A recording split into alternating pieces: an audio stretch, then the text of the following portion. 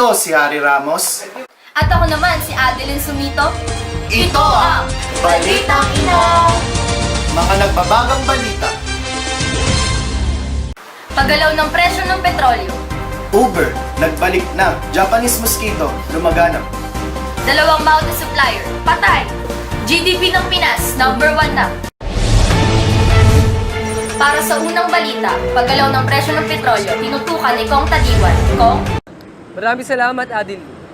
Ayon sa Oil Industry Resources, sa ikatlong sunod na linggo, isipan na naman ang presyo ng produktong petrolyo.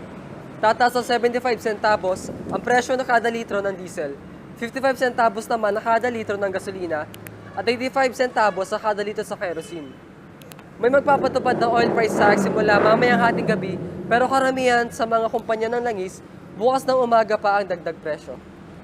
Simula naman itong May 16, nasa piso na ang itinaas sa presyo ng kada litro ng gasolina, 2 naman sa kada litro ng kerosene, at 3 na ang dinagdag sa kada litro ng gasolina. Salamat, Kong. Uber, nagbalik na. Ambush report, nakatutok. Merlin, Pindoy. Balitang ina mo rin, Harry.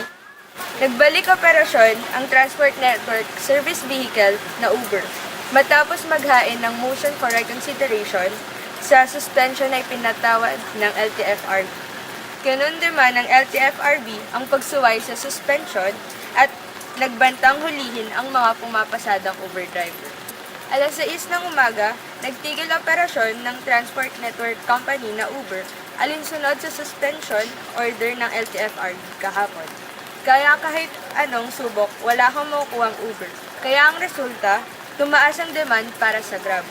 Kaya naman, sila ay nagkaroon ng price surge. Alas 10 ng umaga, naghain ng motion for reconsideration ng Uber tungkol sa kanilang suspension dahil sa paglabag sa utos ng LTFRB na wag nang tumanggap ng bagong aplikante sa kanilang transport network services. Ngayon, nandito tayo sa Quezon City upang mag-ambush ng isang Uber driver. Tara! Ito na ata yung Uber driver na ating a-ambushin. Tara!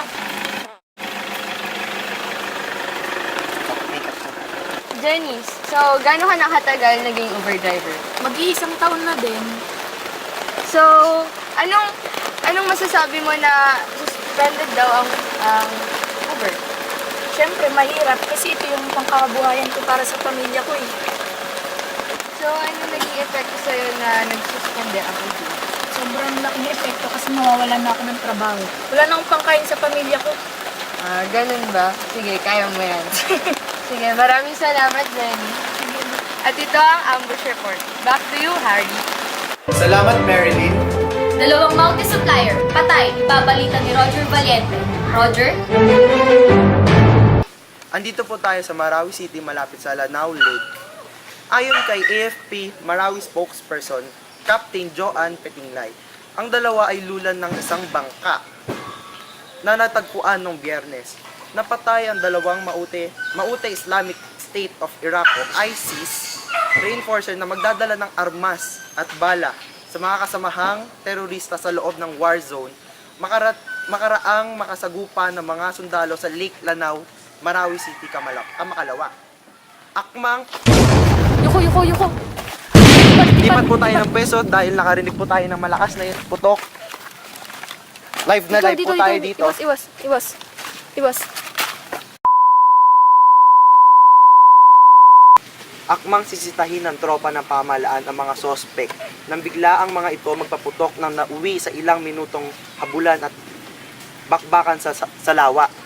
Tinamaan ng bala ng 50 caliber machine gun ang dalawa kaya nahulog ang isa at hindi ito na-recover ng mga opisyal. Na-recover naman sa lugar ang bangkay ng isa sa dalawa at mga rifle grenades, mga 55 caliber na mga baril, bala, 2 rounds ng rocket propelled grenades o RPG, booster charger at maraming mga pampalutang na floating devices.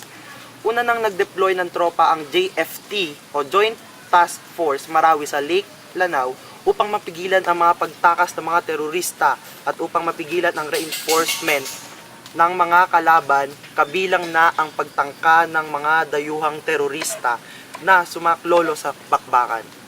Roger, kamusta na pala yung mga residente dyan sa Marawi? Sa ngayon po, Sir Harry, wala pa pong inilabas na impormasyon ang local government at ang AFP spokesperson ng Marawi tungkol sa mga kalagkayan ng natitirang residente dito sa Marawi. Roger, may mga sugatan ba tayo dyan ng mga kababayan o mga namatay sa enkwentro? Ma'am Adeline, sa kasalukuyan pala po sa ika-89 na araw ng bakbakan, nasa 128 na ang security forces na nagtaya o nagbuwis ng kanilang buhay para sa bansa.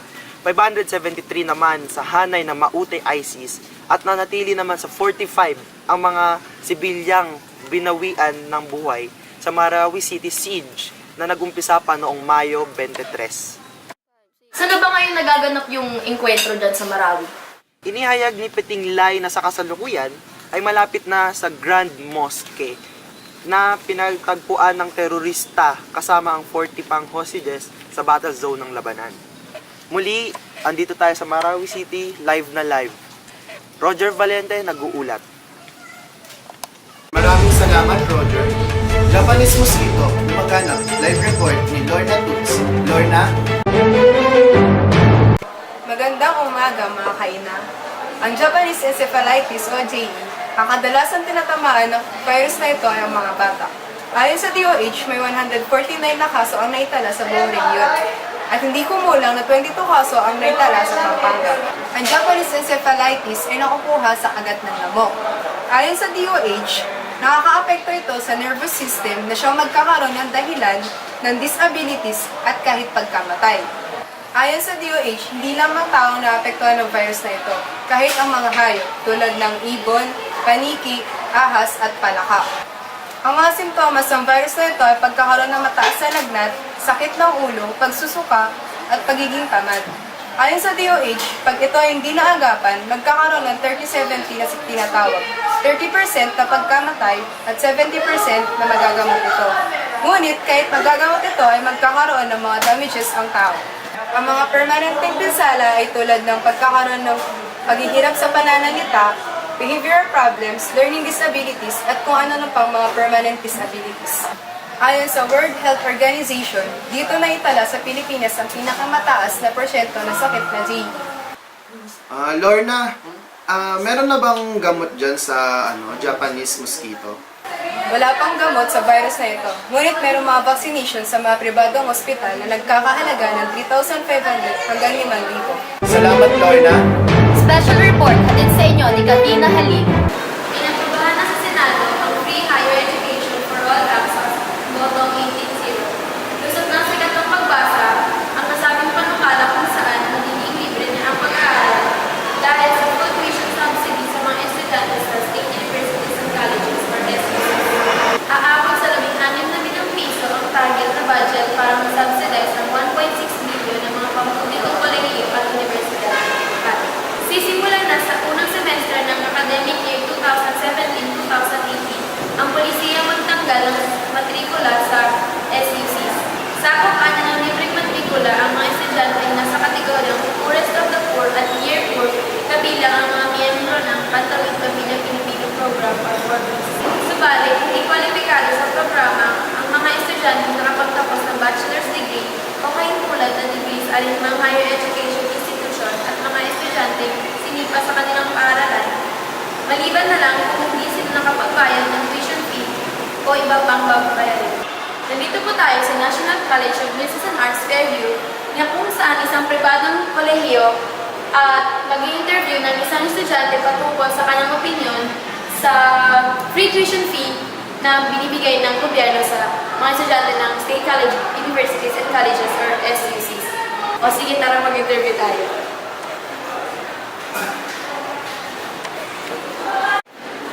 Nandito po si Marian, isang private school student at tatanungin natin siya patungkol sa free tuition fee ng SUC. Miss Marian, ano po yung opinion tungkol sa free tuition fee na binibigay ng gobyerno? Para sa akin, hindi siya kasi magkakaroon ng pagkakaroon ng mga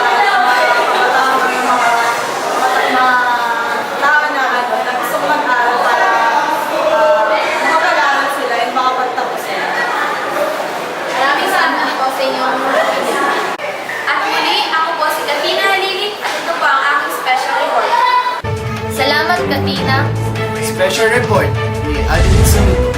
Dito nangyari ang karumal-dumal na sinabi ni Kian Lloyd de los Santos. Kamakailan lamang na matagpuan itong wala ng buhay, duguan at nakasubsob sa putikan dahil sa tama ng bala.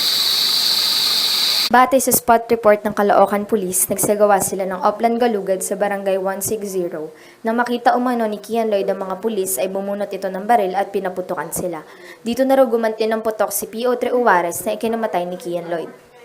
Ayon sa ama ni Kian, malinaw na nagsisinungaling ang mga pulis sa kanilang spot report dahil sa kuha ng CCTV, kitang bit-bit ng dalawang pulis si Kian Lloyd kung saan ito napatay. May sumunod pang isang pulis at kita sa video na nagtakbuhan ng mga residente. Batay pa sa spot report, nakakuha ng 45 at 4 na basyo ng bala at 4 na sachet ng shabu. Sa mga ebidensyang hawak ng pamilya de los Santos ay umaasa silang malalagot ang mga pulis na sangkot sa pagpatay.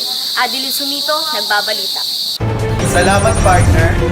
Kapapasok ng nabalita mga kaina, desidido na ang pamilya ni Kian Lloyd de los Santos na magsampa ng kaso laban sa mga pulis na sangkot sa pagkamatay ng 17 anyos na binata sa Caloocan noong nakaraang linggo.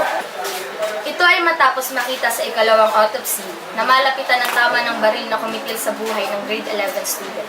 Sinasabing nanlaban si De Los Santos at namaril matapos madampot sa Oplan Galugad ng Caloocan Police. Ngunit iba ang makikita sa CCTV. Lumalabas sa 3 oras na re-autopsy ng Pau Forensic Laboratory na nagtabong si De Los Santos ng 3 fatal gunshot wounds. May tama ang binatilyo sa gitnang parte ng kanyang likuran, sa matigas na buto sa kanyang kaliwang tenga, at sugat mismo sa kanyang kaliwang tenga. Sa mga tama sa kanyang kaliwang tenga, lumalabas na malapit at nasa may paanan niya lamang ang bumaril. Wala ring nakitang indikasyon ang mga forensic doctor na nanlabas si De Los Santos, maliban na lang sa sugat sa kanyang tiyan. Adeline Sumito, nagbabalita. GDP ng Pinas, number 1 na, ibabalita ni James Toyo. James? Nagtala ang Pilipinas ng pinakamataas na growth rate sa buong Southeast Asian region. Tinatayang nasa 6.5% ng pagtaas ng ating Gross Domestic Product o GDP sa pangalawang quarter ng taon. Kung ikukumpara natin ito sa first quarter ng 2017, dihamak na mas mataas tayo ng 0.1%. Pero kung ikukumpara ito sa second quarter ng 2016, dihamak na mas mababa tayo ng 0.5%. Ayon sa Philippine Statistics Authority or PSA, nagtala ang Pilipinas ng 7% growth rate sa second quarter ng 2016. Ayon naman kay Socio-Economic Planning Secretary Ernesto Pernia, nangunguna ang Pilipinas sa buong Southeast Asian region. Ngunit, dihamak na mas mababa pa rin tayo sa mga powerhouse countries sa Asia tulad ng China at India. Ayon sa Administrasyong Duterte, ipagpapatuloy nila ang magandang simulain sa pagpaplano at pagpapatupad ng sektor ng agrikultura, komersyo, negosyo, at ang ipinapatupad na tax reforms. Dagdag pa nito, malaki ang ginagampanan ng bahagi ng mga bagong pinapatupad na batas na pang-ekonomiya upang maging tuloy-tuloy ang pag-unlad ng ating bansa. Tina-target ng Administrasyong Duterte na maging 7.5% ang ating growth rate bago matapos ang taon. James Toyo, nagbabalita. Salamat, James! Balitang Sports, SEA Games Update. Live na live sa Kuala Lumpur, Malaysia. Pits, anong balita dyan? Magandang umaga mga kaina. Nandito ako ngayon sa Kuala Lumpur, Malaysia para masaksiyan ang ating mga atleta matulungan sa iba't ibang sports. Inaasahan natin na mag-uwi ng gintong medalya ang Philippine Basketball dahil sa 20 years na hindi pa sila natalo sa SEA Games. Sa ngayon, meron tayong 11 na gintong medalya na nanggaling sa sports na 2 triathlon, 2 gymnastic, 2 athletic, 1 fencing, 1 wushu. Sa medalya ng silver naman, meron na tayong 11 na nanggaling sa 3 fencing, 2 triathlon, 2 karate, 1 sepak takraw, 1 archery, 1 wushu, at 1 athletics. Sa bronze medal naman, meron na tayong 12 na nanggaling sa 4 na archery, 2 fencing, 2 karate, 1 sepak takraw, 1 swimming, 1 table tennis, at 1 athletics. Ang unang gintong medalya ay nanggaling sa sports na athletics na pinangungunahan ni Mary Joy Tabal at ang unang silver medal naman ay nanggaling sa sepak takraw. Sa ngayon, ang unang bansa na merong 93 medals ay ang Malaysia na ang host sa SEA Games. Ang Pilipinas naman ay ang pang-anim na merong 31 medals. Para sa ating sports update, Usain Bolt, nag-retired na. Paul George, na-trade na. Chris Paul, na-trade na din. At ito po si Pits Mora, nagbabalita. Salamat, Pits!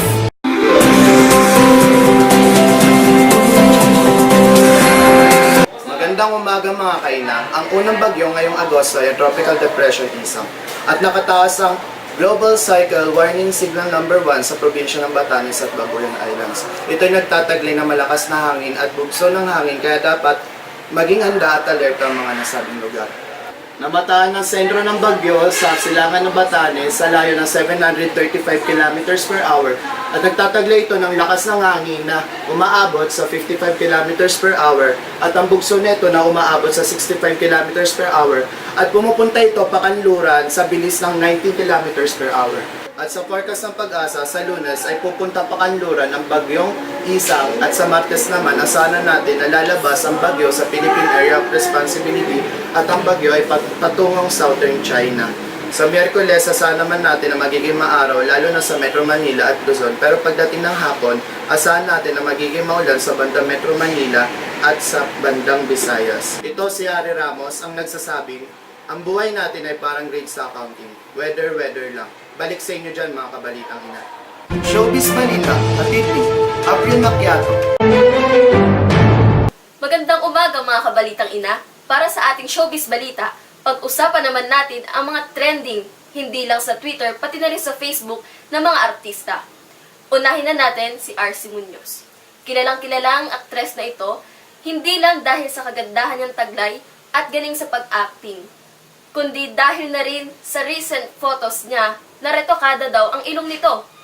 Makikita natin sa mga sumusunod na pictures ang dating larawan ni RC Munoz na hindi pa retokada. Mapapansin natin na nagkaroon ng onting pagbabago sa ilong ng dalaga. Ngunit ayon sa mga recent na interview niya, no comment ang binigay ni RC Munoz. Retokada man o hindi, wala tayong alam. Pero kung ano man ang opinion ng netizens, malamang sa malamang, yun ang paniniwalaan nila. Para sa ating pangalawang balita, naging mainit ang pangalan ni Daniel Padilla ngayong taon. Unang-una na rito ang hindi nila pagkakaunawaan, tulakan at pisikalan sa huling laro nila sa Star Magic All-Star Game, kung saan mapapansin sa video na nagkaroon ng pisikalan si Daniel Padilla at JC De Vera. Mainit ang depensa ng dalawang kupunan, kung saan nagkaroon ng foul si JC De Vera kay Daniel Padilla dahil sa paghawi nito sa kanilang ulo. Maraming netizens ang nag-react dito. Nagkaroon din ng panayam si JC De Vera sa isang talk show kung saan sinagot niya ang ibang katanungan ng mga host dito. Ayon sa binata, sobrang intense pala sila no? First time ko maglaro, wala ako last time. Hindi ko in-expect na ganun pala sila ka-intense. Pati ako nadala sa emotions. Inamin ni JC De Vera na dala lang siya ng emosyon. At tinanong natin siya kung ayos na ba sila ni Daniel Padilla. At ang sagot niya ay pagkatapos ng laro ay ayos naman na sila ng binata. Pangatlong balita, tungkol na naman kay Daniel Padilla at kay Paul Salas naman tayo.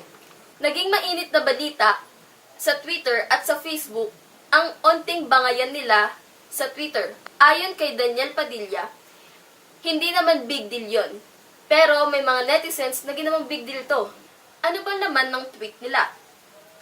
Paul Salas and friends, ingat kayo mga besh, hahaha.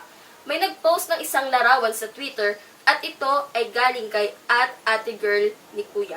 Nag-react naman dito ang kaibigan ni Daniel na si Marco Gumabaw at sinabing, hahaha, ano to, game naman ako sa 5-on-5. Ikaw ba bro? At may mga tinagpa siyang ibang kaibigan at kasama na dito si Paul Salas.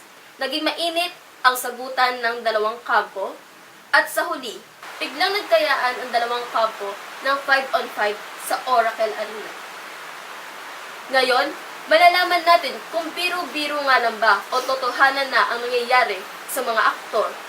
Let's welcome Mr. Daniel Padilla, live na live sa ating studio. Hello. Hi Daniel, kumusta? Ayos lang. Great. Ano masasabi mo sa mainit na pangalan mo ngayong 2017? Siyempre, medyo nakakahiya kasi palagi akong pinag-uusapan ng mga netizens. Pero ayos lang, wala naman tayong magagawa. Naka-showbiz tayo. Pero totoo ba nagkaroon kayo ng initan ni JC De Vera habang naglalaro kayo ng basketball? Yung nangyari dun, siyempre, sa lahat naman gusto manalo, di ba? Kaya, yung nangyari dun lang yun sa loob ng court. Tapos nag-sorry na ako agad kasi masyado akong magpadala. Pero after noon, ng game, wala na. Wala na, ayos Tapos na, na. okay na. Nag-sorry na rin naman sa'yo si JC De Vera. Ayos na. Nagbeso-beso kami. Joke lang. So ayan, mga narinig natin, mga kabalitang ina, ayos na sila ni JC De Vera. Ngayon naman, punta natin si Paul Salas. May issue ba talaga sa inyo tungkol kay Paul Salas? Kung kay Paul Salas, wala naman dapat talagang issue dun kasi okay naman sana kasi yung mga kaibigan ko lang parang na-triggered ako na 5-on-5. Pero siya, kung gusto niya talagang makalaro kami, kasi sa amin. Pero biruan lang talaga na lahat. Oo, pero ano lang. So parang mga normal lang na tao na nagbibiruan, nangyayaan, ganon. So walang dapat i-issue ang mga tao doon. Wala. So anong masasabi mo naman sa mga fans mo at sa fans ni JC De Vera at ni Paul Salas na nanonood ngayon?